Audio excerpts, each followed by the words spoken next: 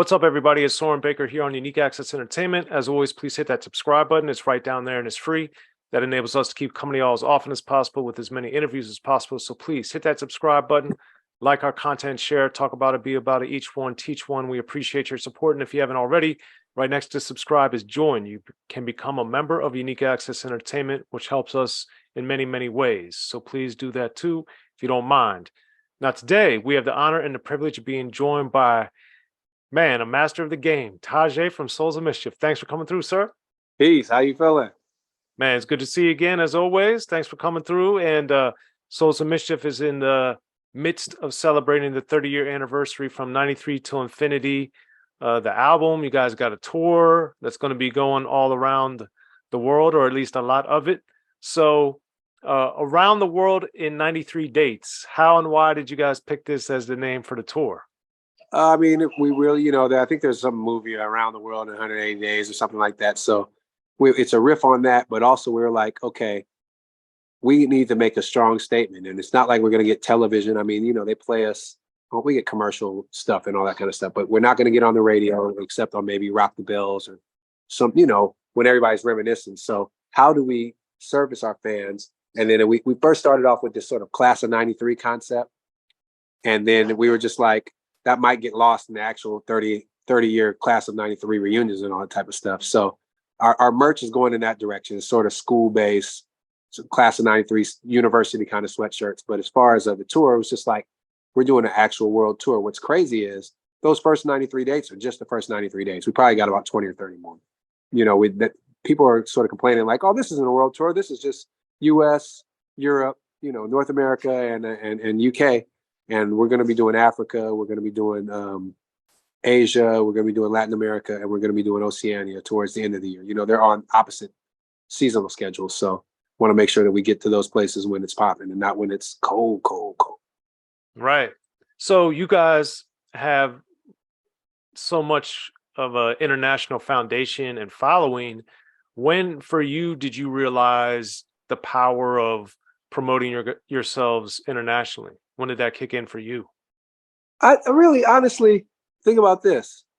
We're doing 39 dates in England, in the UK and Europe, but we're doing, another 60 in the US. You know what I mean? Like, so really, I think internationally, we've been going out and doing tours in Europe since probably really kind of later in our career, maybe 99 or 98, right? The first guy who brought us out to the UK, for instance, was Mick. He used to be a rapper called Blue Eyes, but Mick brought us out. Shout out to Mick. And then Karen from Sabotage, Karen Offenwanger, brought us out to Europe. And this was all back in like late 90s, maybe 90, 98, 99. And we've been doing it since then. But, Europe is still a smaller market, I say, than the US, right? We just have a vast territory. And then when you add Canada, I mean, we can get a US tour that has 62 dates. So we have, I think they have more refined taste with regard to music. And I think that's because their radio and their TV plays everything, so you can't refine your taste when you are only given one thing over and over again, right? I mean, if you're fed cereal every single day, you might not be able to appreciate, crustaceans or a souffle or something like that. And I think here it's pap constantly, right? Just day in, day out, the same bullshit. I haven't had an antenna on my car radio since 2004. And I, whenever I get in the car radio, I turn it on and I'll be like, oh yeah, this is the same shit. It might be a little Drake sprinkled in or something like that, or whatever the current single is, what's in this, Ice Spice or something like that. But the rest is just like, oh, y'all been playing the same music since 2004. This is crazy. So Europeans have a refined musical taste because they're given all the options. Also, most of the music's not censored. So they're able to give everybody the options because it's free form, right? A lot of the radio stations you listen to out there are free form too. It's not like, oh, today's hottest R&B or this is where hip hop lives. It's just like, okay, 1 hour it's this, then it's house music, then it's a mixture. And it's like that in most of the world. Like most of the places you go, even the places that are big on reggaeton, they don't just play reggaeton. They play all kind of music. They'll mix in some salsa and mix in some, some ballads and all kind of stuff. It's just kind of the States where it's programming. We're a vast territory. I get it. But that being said, they have a larger appreciation for music because of their being exposed to it. Also, hip hop, just in general, this is something I've noticed. Okay, black music is kind of redundant when we talk about anything post, 1900, right? Like it's just like, hey, jazz, hip hop, R&B, soul, zydeco, country, anything, rock and roll, regardless of how it was co-opted and changed. I think that in Europe, hip hop is put on that same level. It's not looked at as some dirty street music. And I think that has to do with the fact that although there's racism everywhere, they have a different relationship with quote unquote black music than we have. It's all foreign to them, right? It's all exotic to them. So hip hop doesn't get stepped on or pushed on like it's the dirty cousin of R&B or something like that. It gets treated like jazz or soul or funk or all that. I really feel like the jazz are, we hung out with Billy Cobham recently, like he tours Europe all the time, like the jazz guys, the R&B guys, I'm not necessarily saying, the SZAs or whatever in the world, but I'm just pulling out a name of a current artist. I'm saying like they're, Soul to Soul is still touring out there, or Loose Ends, or, they have an appreciation for music in general. And I think part of that is that they don't have this weird racist relationship with quote unquote black music. Now black people, that's a whole different thing, right?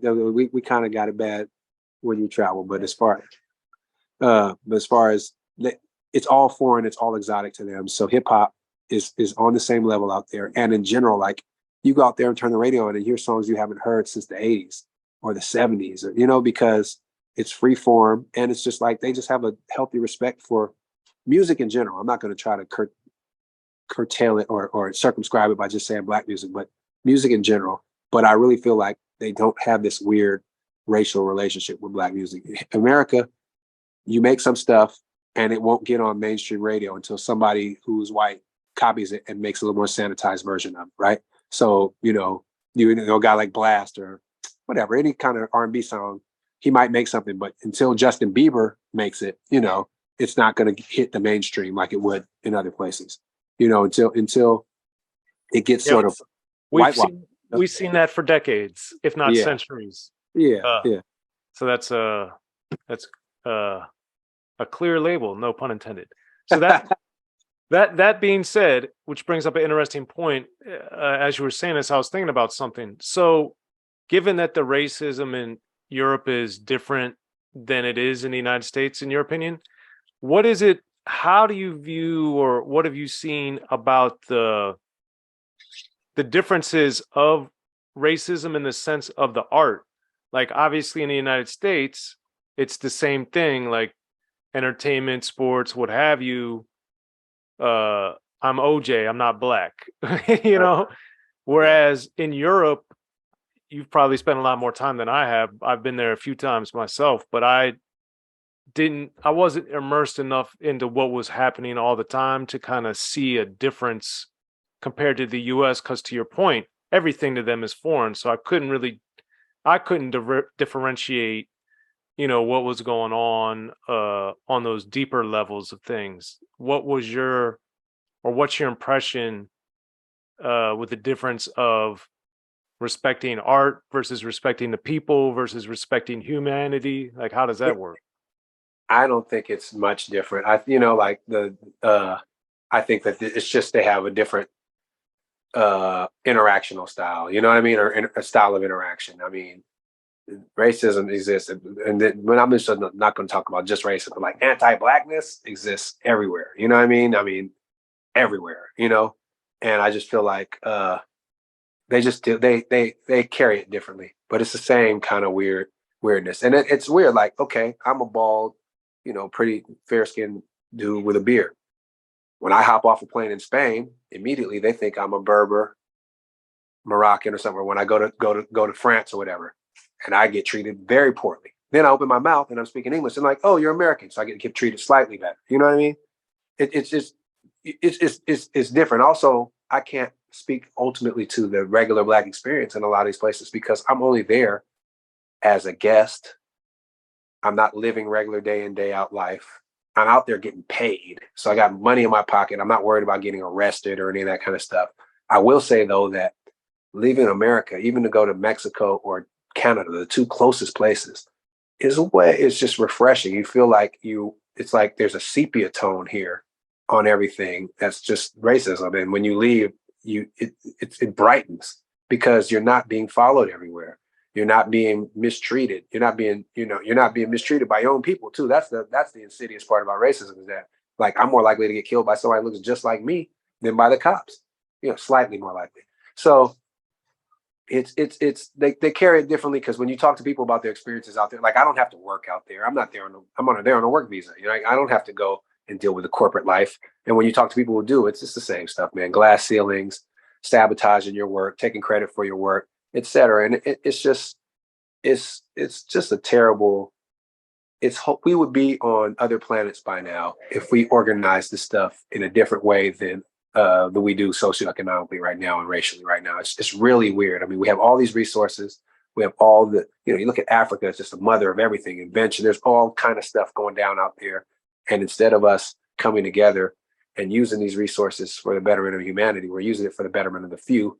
And they kind of get the mainstream or to be down with that by making this hierarchy where, okay, you're either down with this or you're with these mud races, this mob, this sort of underbelly of humans, and you don't want to live like them. Look how they live. They're savages. Not being honest about the fact that, Africa is purposely undeveloped. You know what I'm saying? Though India is undeveloped on purpose, and these places have been, just used and abused and robbed to this day. This is not something new. Like imperialism hasn't stopped, colonialism hasn't stopped, and it's just taken on different forms. So it's similar in the UK. Like the racism is different. You know what I'm saying? It's different, and depending on what you think I am and perceive me as, I get treated differently. Like I said, I don't open my mouth in France, nobody's going to talk to me. Like literally, they're like, "Oh, you're one of these Moroccan immigrants." Da da da da. I mean, I'm Muslim too, so it's like they have a weird feeling about it. You know what I'm saying, though? And then I was like, "Oh, you're American," da da da. And UK, I mean, we've been profiled, I guess, by the police for we're sightseeing, we're taking pictures. We've been grabbed by the police for something like that because they're like, "Are you? What are you?" I think they thought we were going to blow something up. You know what I'm saying? Just because, but this is in like smaller. Actually, that was in Brighton. That's not really a small place, but you'll go to certain places that are like villages where they're just like, man, it's 5 black dudes walking down the street taking pictures of shit. But compared to here, where it's just like I may die, or I might not make it home tonight. Here, you have to get 100 out of 100 to sleep well and wake up the next day. You can't get a 98. You got to get 100. You get a 98, you might have a felony for the rest of your life or something. You get a 70, you might spend the night in jail. You get a 50, you dead. So you got to really get 100 out of 100 every day. It's like a skill test of how low under the radar you can stay, even for petty driving infractions or, like looking at somebody wrong or being somewhere or, even dropping a package off and they don't see your FedEx truck. You know what I'm saying? And it's like, there's this guy trespassing here. I think he's stealing packages. It's just, we add the Ring cameras and Nextdoor and all these apps and stuff.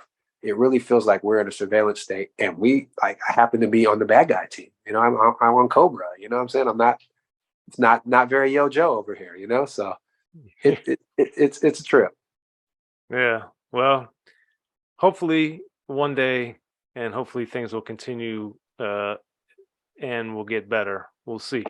That being said, with 93 Till Infinity, with the infinity part of the title and the year as far as it all, do you remember how that came about and why that stuck with the crew? Well, we had a song called 91 Till Infinity when we were still in high school. And it was a similar, it's just like how we just are crew and we're down with each other and we love each other, and it never got made. And so when A+ came into they came into the studio with the beat, we was like, oh, we should make this. I think he said, like, we should make this 93 Till Infinity, you know what I mean? And then we made the song, and then it was such a strong song, it became the title of the album, etc. So it never was like planned. We didn't go, it was the last song we recorded too. We made the album, I think 8 days or 9 days. And so this was at the end, and he had actually originally made it for Pep. and he brought it in for us. He just played it like, look at this beat I made for Pep. And we were like, yo, we need that. And fortunately, Pep was gracious enough to let us use it. So we ended up recording that song, which was a rehash of a previous iteration, you know, of this concept, but we never really recorded it. And it just became like the stamp. It's really, you know, happenstance that it all rolled out this way, you know? I mean, and this, even the Till Infinity part, like, who would think 30 years later, you know, we're doing 93, 100, 120 shows worldwide, together, alive, as a crew, unbroken. You know, we don't have this broken thing where, oh, they broke up for a while and this, that, and the third. We're indie, so we reap the benefits of what we're doing. I mean, hopefully we'll be getting our masters back soon. You know, it's just, the Till Infinity part is really ringing true, and it's awesome. It's an awesome feeling.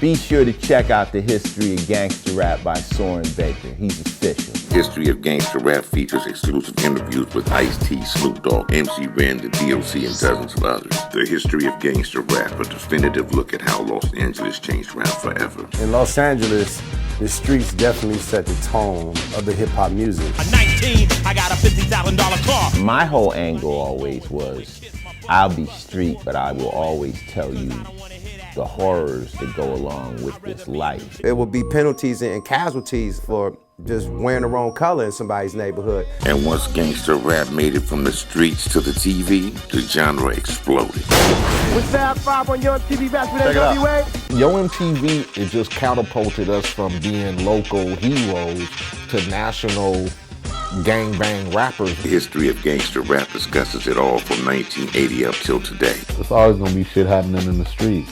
You know what I mean? So it's always gonna be something to talk about. The History of Gangster Rap in stores now.